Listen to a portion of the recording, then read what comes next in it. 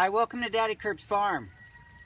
I was out last weekend with my new box blade on the tractor experimenting digging swales. Well, this weekend we get to see what this swale, it's not complete and it's not done accurately. It was just me practicing with the implement. But you can see that I'm catching rain. And the rain here in this part of our property comes across from the left all the way through and runs off to the right.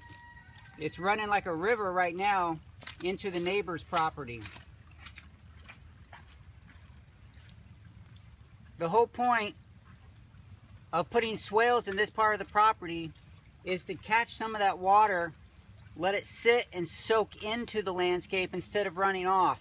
As it runs off, it takes my topsoil, which is a resource I'm not willing to give up too much of, and it takes it right into the neighbor's property. So as I develop the swales and catchment ponds here on this part of the property, I'll take advantage of this large water flow in these big rain events, and I'll keep a lot of that water on my property. So I'm standing on the east side of the property right now. The water coming across this way. This part of this berm here was built by the previous owners of the property to prevent all this water from running toward the barn and the shed. You can see that the water has breached the top of the berm and it's starting to erode over the top. It's going to be taking a lot of that soil with it.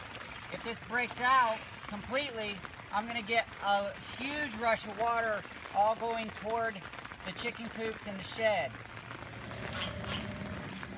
Standing in front of the chicken coop, you can see where some of that water that I just pointed out is running down in front of the sheds, in front of the coop, and it's carrying right onto the front of the property, which is the low end of the property. We're going to go up there and take a look and see where all the water's pooling.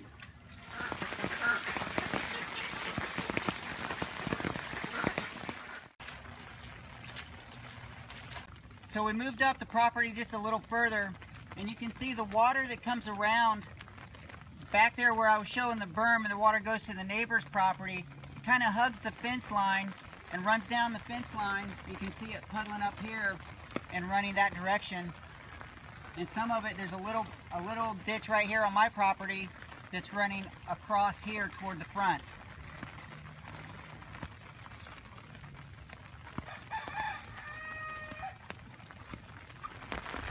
As I observe the water flow and I plan ahead for the future swales that I'm going to put on here, a permaculture swale is designed to catch the water, spread it out, slow it down, and let it soak into the landscape.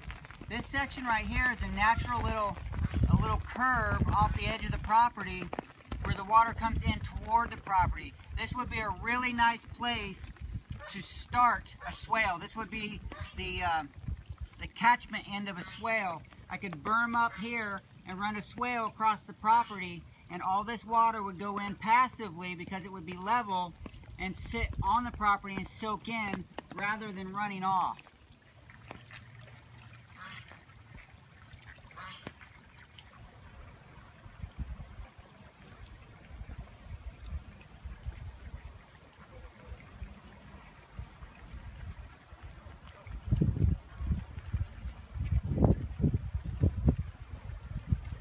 This is the lowest part of my property and really my last opportunity to get any water that's coming through. This will be my last catchment point.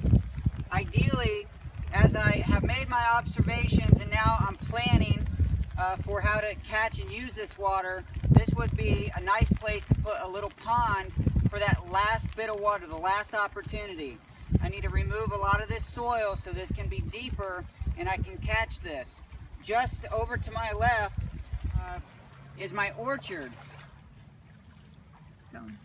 My trees up in the orchard are sitting on these little islands. That was planned, sort of. When I first moved in here and I had no knowledge of permaculture or gardening or anything, I was operating just on a little bit of knowledge and common sense.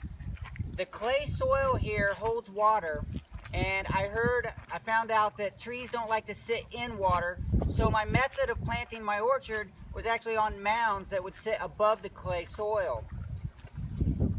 When we get a big rain event like this, that shows, it illustrates that that was probably a wise move, because these trees now on these islands are getting plenty of water, but as the water recedes, it's not going to be sitting in a bowl holding all that water around the roots.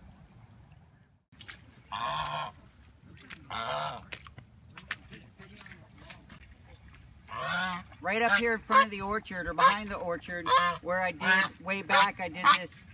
Hey, April, I'm recording.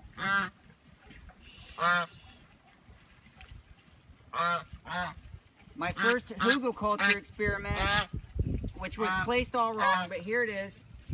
Behind this, I could easily put a swale coming across the property, and also in front of it, do a lot of these, you know, maybe a foot deep, 5-6 feet wide.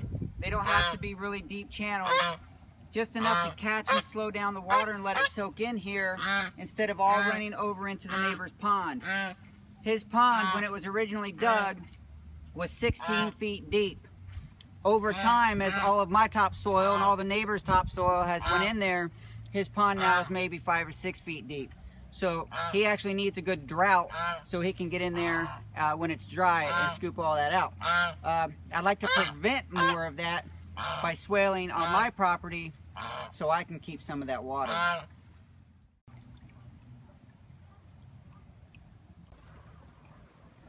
So here's a shot of the front ditch. This runs in the front of our property with the orchard over here and the road over here. You can see we collect a lot of water right here, and it runs, when it gets high enough, over the road, and there's also a culvert that runs under the road. This is just an illustration, and the rain has stopped, so this is all starting to slow down a little bit.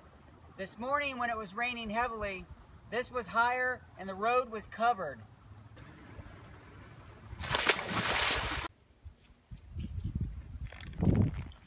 I'd like to thank you for joining me today, and I'd like to encourage you, take advantage when it's raining. Put your hat on, put your boots on, get out there and observe the water. Observe where the water is coming from. Look and see where it's pulling up, where it slows down, where it rushes through.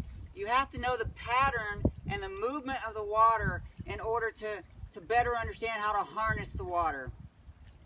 So take a walk in the rain, take pictures, and take some notes, and share with me on my Facebook, Google+, and in the comments of this video. I really would like to share these experiences with you.